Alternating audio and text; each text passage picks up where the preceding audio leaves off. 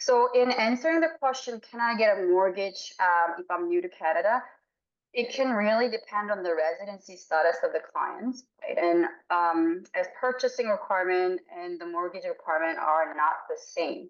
Most temporary residents with work permit and spouse of temporary residents, PR, Canadian citizens with an open work permit, and clients with protected person status granted will most likely qualify for mortgage if they meet the lender's requirement.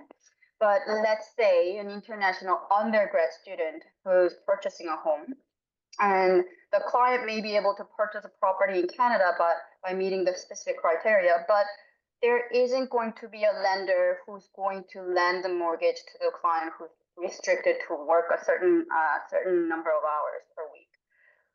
But a student who's received the post-graduation work permit can be different story. So post-graduation work permit is granted for students graduated from a program that's longer than 8 months and longer than 2 years.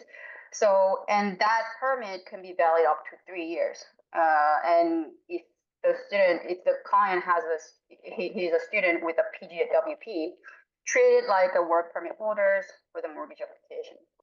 Another thing that I wanted to mention to everybody is that we have non-resident speculation tax in Ontario and BC.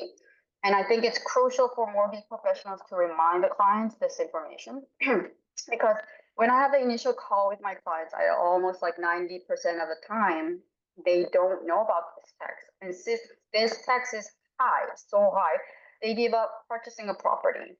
Even if the client can purchase and get a mortgage, NRST tax is another obstacle to overcome. It's like 25% in Ontario.